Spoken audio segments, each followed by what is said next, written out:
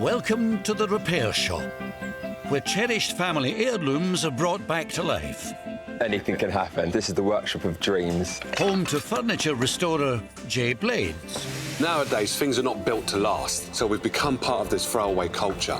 It's all about preserving and restoring. We bring the old back to new. Working alongside Jay will be some of the country's leading craftspeople.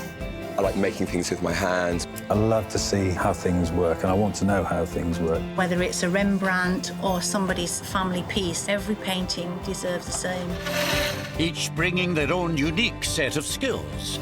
You're about to witness some magic. They will resurrect, revive, Oh, yes. and rejuvenate treasured possessions and irreplaceable pieces of family history. Oh, my goodness me. It looks like it's new. Bringing both the objects Oh, wow. and the memories that they hold back to life.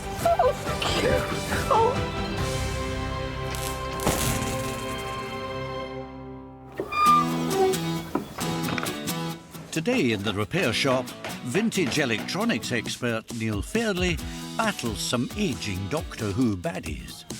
We're coming to the really tricky part now. It's getting clearer. It's getting clearer, I give it that. And the repair shop's very own Time Lord Steve Fletcher tackles a time-travelling conundrum of his own. So the balance isn't turning very nicely. You're blinding me with science now. Hi, mate. You all right? Hi, guys. How's it going? I'm Nick. You all right? I'm Jay. Hi, Jay. How's it going? What have you got for us? It's in there, yeah? Yeah, I've got a Victorian-era Davenport that's been badly treated by some horrible burglars. But first to pull up today is Nick Fiacca, with a highly prized family piece in serious need of rescuing by furniture restorers Jay Blades and Will Kirk. So what's the history behind this, then? It belonged to a family friend of ours, Olive. She lived next door when we were kids. She never married, so we were kind of like her second family. And so, yeah, she used to sort of take us, you know, to the park to play and cinema, that sort of thing. Almost like a surrogate mum, you know, to us. This Davenport sat in her front room all the years that I've known her.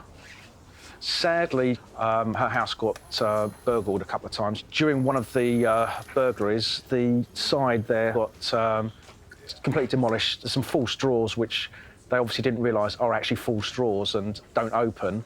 So they tried to force them. 1, 2, 3, 4. 4 holes they've drilled in there. Oh, gosh. That's crazy. Like, to get in there, they must have sussed that these are no drawers. I mean, they've gone almost all the way right down. Cool. They've really made sure. I've never seen any damage like this before. No. That's quite remarkable. It looks like they've taken a samurai sword or an axe to it. Yeah. Either or, it's really bad. And on this right-hand side, where there are proper drawers, they just ripped the top of the drawer off, trying to get inside. That lock looks Oh, that's from the drawer, isn't it? a bit busted. How come you have it? Did she leave it to you? When she passed away, things were left to us. And when we were clearing out the house, I saw the Davenport and I just didn't want to throw it away. It was obviously close to Olive and also a memory of her, really.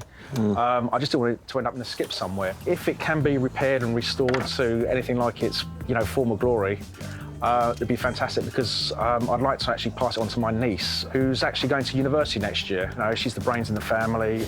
This would be kind of a nice place to put her work. This is the workshop of dreams, and anything can happen. Well, if you can, I'll take my hat off, literally. Literally, take that hat off. It'd be brilliant if you could. Thanks Good very luck much. with it. Thanks a lot. Cheers. Bye-bye. So you got your work cut out for you, haven't you, son? Oh, wow. Olive was like a second mum to me. Kind of nice to think that there's this keepsake, this permanent reminder of her that's going to sort of survive for many more years to come. I haven't got a clue how you're going to do those. I'll be able to do an amazing job from that. On this bit? Yeah. You sure? You have little faith, come on. You two right there. From bringing damaged desks back from the brink to retouching antique works of art, the repair shop team is ready and able to tackle any restoration task. Steve is the young gentleman you need to see, just in that corner. All right? Hello. Hello. I've had a little travel clock for you. The next challenge is for clockmaker Steve, a precious timepiece that has been in Ian Wynne Powell's family for 3 generations. It belonged to my grandparents, so I don't know its date or anything. It was on their mantelpiece, and it's one of the few possessions that they had left after internment in Changi in Singapore.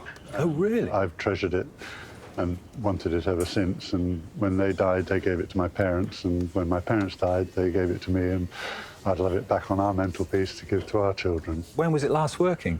It has been working in the last 20 years, but I took it to someone who sort of tried to repair it, but it didn't work properly. OK. Well, it's Swiss, as you probably know, because it's Swiss-made. And I see it's got a silver mark. Oh, has it? It's a Birmingham mark. A Birmingham mark? A Swiss-made watch? So 1925 is when it was made. Now that he knows when and where the clock was made, next Steve must find out why it's not working. So the balance isn't turning very nicely. You're blinding me with science now. The spindle that goes through the centre is called a balance staff. Right. And quite often, if a clock is knocked or a watch is knocked, the balance staff breaks. Okay. This one hasn't broken, but I do need to strip the movement down to have a look and see why it's not working correctly. Brilliant. OK. Thank you very much. Right. Nice to meet you. And you? Knowing that it was 1925 and it was silver and it's hallmarked, that was quite amazing, because I wasn't sure what the metal was, because it didn't look like dirty silver, it just looked like some shiny metal. The power's getting through to the balance, but the balance isn't turning. I'm actually hoping, because it's been stopped for such a long time, that it might just be stopped through dirt and grime, and a good clean through might just get it going really well.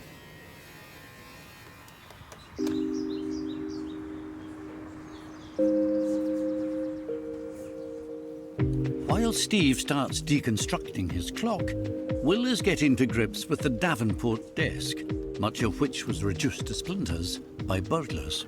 I don't think I've worked on anything with such sort of blunt trauma to it. It's in a bit of a sorry state. Davenport desks are named after Captain Davenport, who commissioned the design in the 18th century.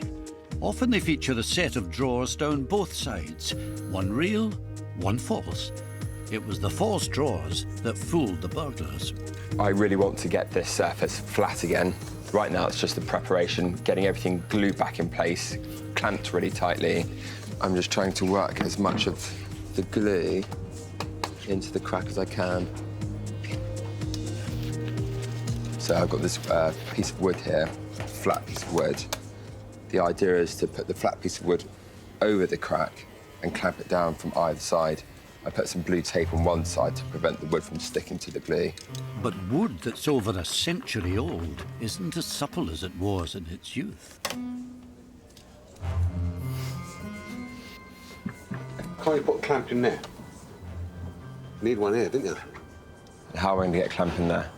Unless I had a big, deep-throated clamp. Deep-throated clamp. Yeah, huh? I tell you what, you could put a strap round there, innit? To go around that bit, and that'll push that down, like that. I've got one. A band clamp?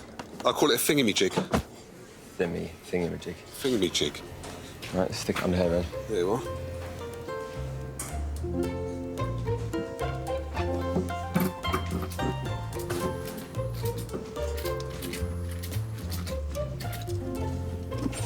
Perfect. That's it. Any more than that, you're going to hear a crack. I was going to do this anyway, Jay. I just thought I'd aid you, just a little bit. Because Yeah. I knew you had it all under control, didn't you? All under control. Yeah. I can see that bead of sweat just dripping off your brow. Always watching over me, Jay. Thanks, I am. mate. Like an angel. It's got to be done, man. It's got to be Yeah. done. While the glue sets, Will turns his attention to the drawer and lock broken by the burglars and makes a 999 call of his own. Steve, what do you think it is? It's got to be a lock, hasn't it? Let's have a look. Oh, my word. That's well mullered, isn't it? When you say well mullered, is it too mullered? I'm not sure without taking it apart. Have you got a key for it? Nope. There's no key. You got that bit? I'm about to piece it all together now. OK. But that would be the final piece of my puzzle working on. All right, OK. OK, careful you don't lose any bits. Cool. Yep. OK. You're the man. Thanks, Steve. Cheers. Nick's done a really good job at keeping all of these puzzle pieces. I think they should all pretty much... I say that now, hold on. I think they all pretty much fit together.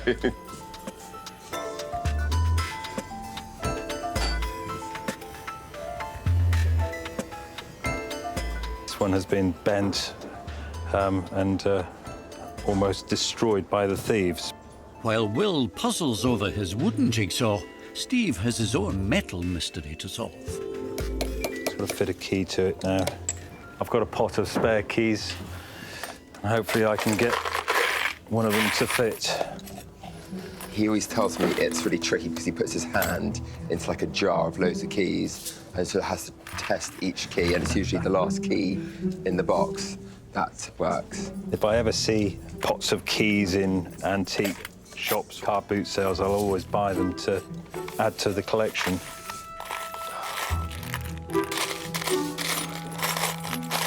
Look at that, found one. Have you? Yeah.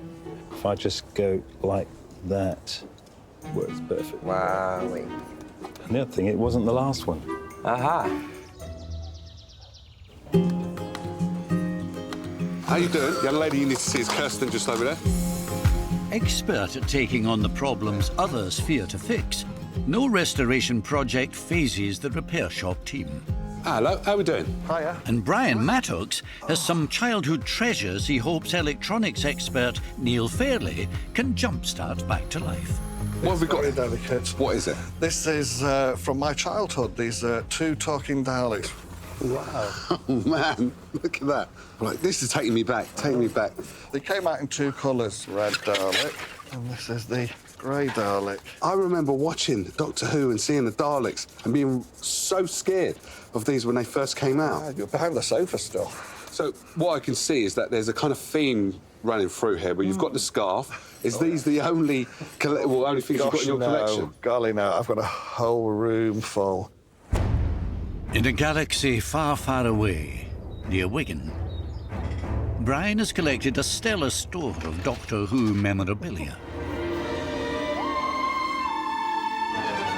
This is the Doctor Who room. This is my Doctor Who DVD cabinet, Doctor Who costumes, every Doctor Who magazine. There's even a Doctor Who chess set down here, blow-up Dalek.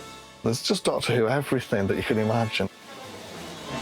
In the 1970s, I was a very, very bullied child. Every day when I'd come home from school, I'd be straight in there with me Doctor Who toys. They were my escape into another world. They were my friends. The toys were more than just toys. Just holding them and the feel of them reminds me of the games that we used to play and the adventures that we used to have, climbing the icy wastes of the stairs. So what's wrong with them then? The grey one is a bit slurry, so he sounds usually a little bit drunk. That one, yeah. Right, and the red one here? That one doesn't talk at all. Oh, man.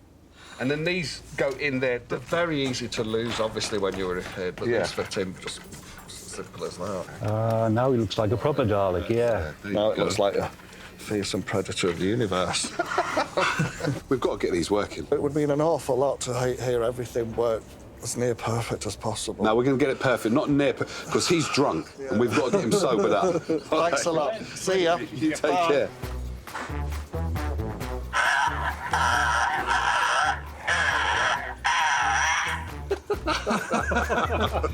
Oh, it would be amazing if it could be made so that they could all talk in exactly the way they used to do again. So we're going to have some challenges here, then? We're going to have some challenges here, but it's going to be good fun. To fix them, Neil first has to find out what makes them speak. This is the voice box of the Dalek. I've never worked with a voice box before of any kind. And aha! The disky thing is actually a record. The Dalek's voice box works exactly like a record player in miniature, with a tiny needle and a turntable powered by a small electric motor. And Neil's already honing in on the possible source of the problem. I think he's slurring because something in here is not lubricated properly. It could be these shafts, it could be the motor itself. So the first thing I'm going to do is some lubrication. And hopefully that will stop the slurriness.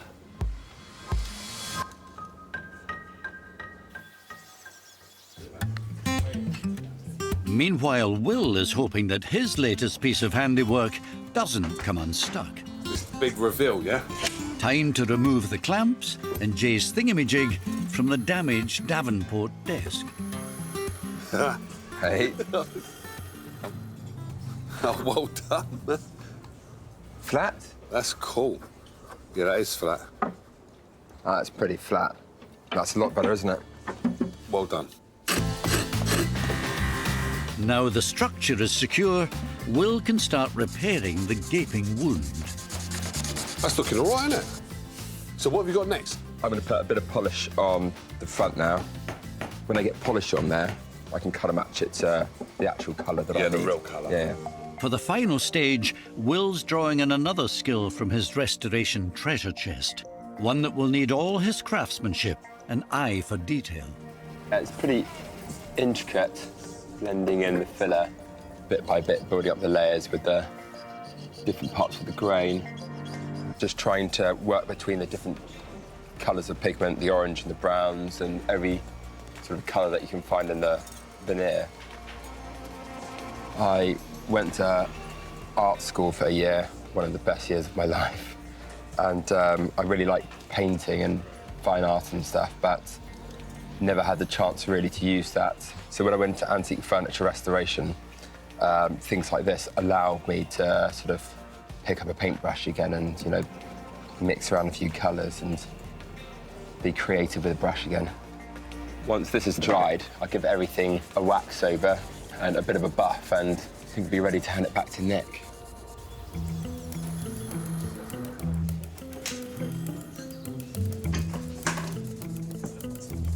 Jay? Ooh. What do you think?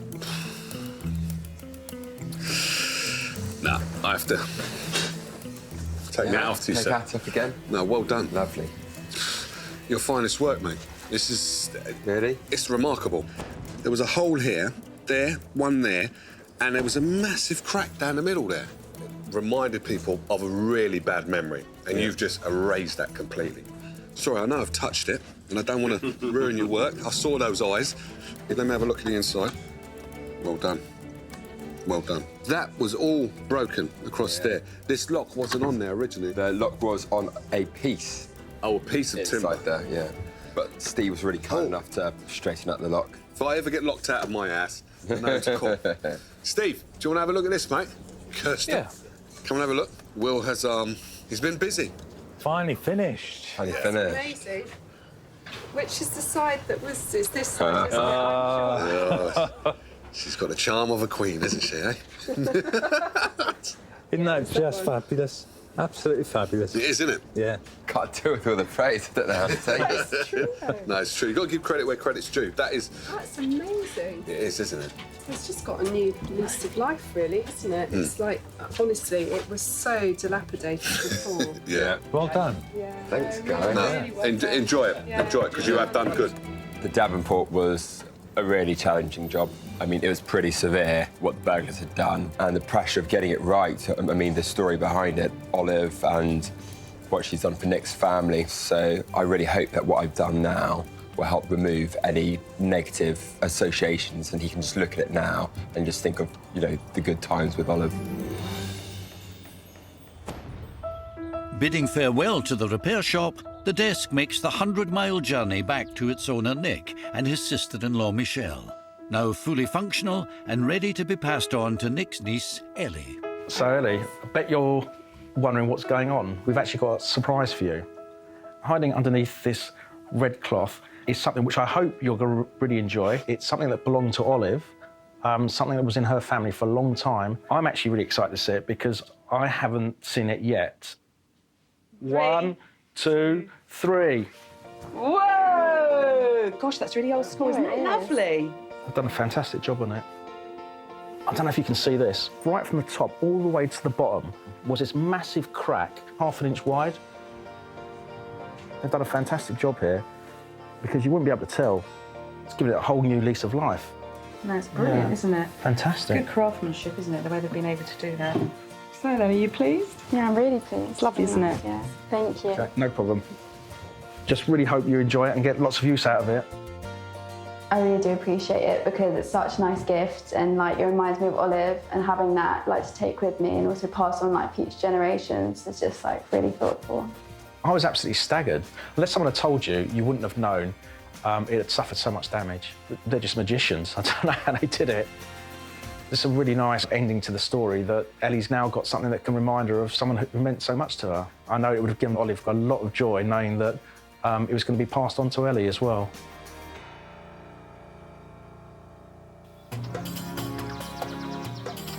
Back in the workshop, Neil is still trying to sober up the drunk Daleks. So how are we getting along now? We're doing well, Jay. I'm about to fill this one with oil because having used solvent to clean out the old oil and grease, we now need to put new oil and grease. What we're going to do is put some oil on this end and on that end of the motor, which is where the bearings are. Where'd you get one of these from then? I like this. You can buy them on the internet. It's not sharp, so you don't need to worry about touching it with your fingertip. Cool. It's a blunt needle. And then it comes up. Oh, what? No, that is smart. So you can get it right into the little. Get it right in. So that should do it. We hope so. Okay. So it's all oiled up, yeah? It's all oiled up. I'm going to give the motor a good spin to make sure that the oil's got to the parts. I've oiled the shaft just by putting a little bit of oil on my hands and rubbing it like that. Yeah, so we start to reassemble now. The record goes into the right place. Yeah, I want to hear it. I want to hear it play. Well, fingers crossed you will, but we're coming to the really tricky part now. I'm putting the needle on. Yeah. We've got to get that tiny spring to fold back so that it goes inside the top part of the case. I think I missed it. So here we go again. All done? I think he's back together. OK, so we'll put the batteries in. He's getting proper excited. Yeah. Yeah, that sounds good. Wow, he's sobered up now, isn't he? He is. So you've got lubrication, made him work, and that's it. Everything's good. Everything's good for the Silver Dalek. How about this guy? Well, we're going to get to him next. OK, cool. Put this one back together first. All right, I'll leave you to it then. With Dalek number 1 refreshed, revived and keen to get back to the day job, it should be a simple matter of repeating the process for Dalek number 2. That's not a promising sign. These two screws, which hold the two halves of the voice box together, they're absolutely chewed to rags. The heads of the screws have gone. Basically, we've had it. With the red Dalek resisting the force of Neil's not-so-sonic screwdriver, he resorts to drastic measures, injecting his special solution into any opening he can find. We'll give it a good shake. The solvent will now have evaporated, so I've gone to my second syringe and I'm putting some oil on the pivots. And keep our fingers crossed and see if it works.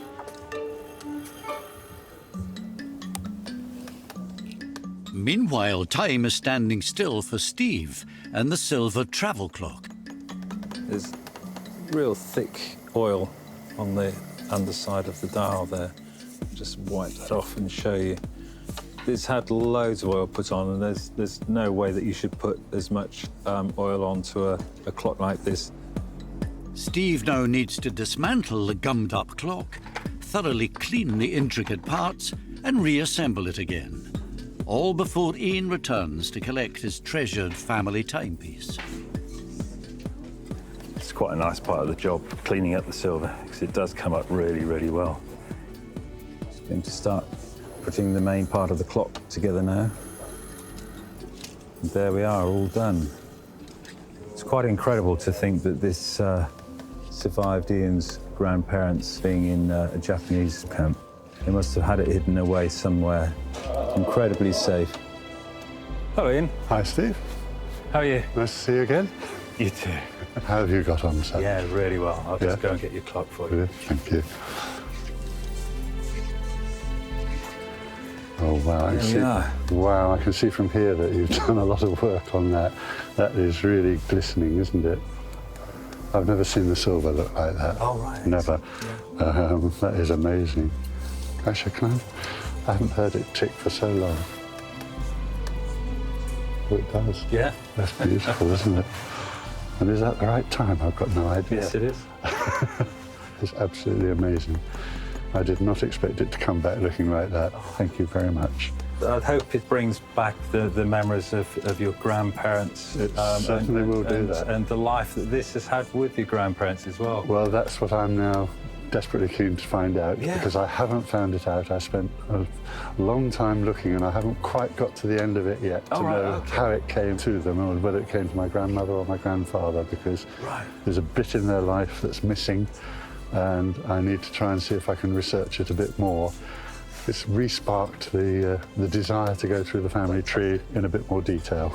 I can't believe he's got the silver up the way he has. It's never looked like that all the time I've had it. I'm gobsmacked. It's brilliant. It's absolutely brilliant. And I know when I tell the family what's happened, they will be absolutely delighted. There we go. Never thought I'd get it back like that, and I wish I'd met you earlier. Oh, thank you. Thank you. Cheers. You take care. Bye-bye now. But as one happy customer leaves the workshop, two more recent arrivals are kicking up a fuss. This red Dalek has been silent for 10 years, and electronics expert Neil is on a one-man mission to make him speak. We need the oil to get in all the places the oil needs to go into. And the best way of getting the oil to do that is to make everything move that needs to move. And the best way to make everything move that needs to move is, of course, to put in the batteries and push the button. That doesn't sound right. Shall I take it outside? Yeah, it's a bit possessed, yeah. I think, yeah, I need to take it out. Nightmare. I'm going to be thinking about that tonight, mate. Demonic Dalek coming for me.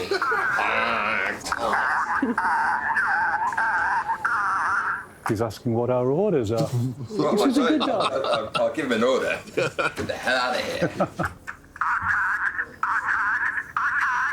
It's getting clearer. It is getting clearer. I'll give it that.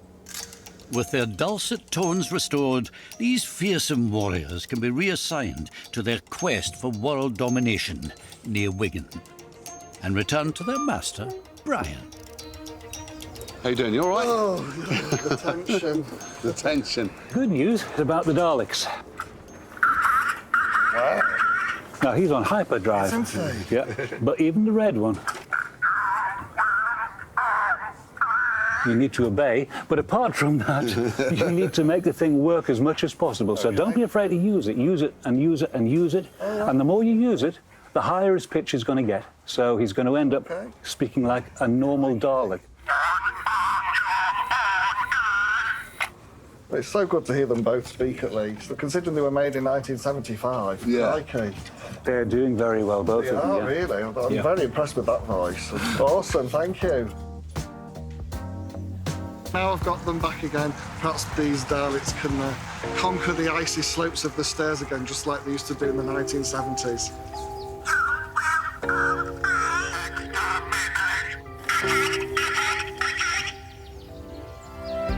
Join us next time as more family treasures are rescued and precious memories restored in the repair shop.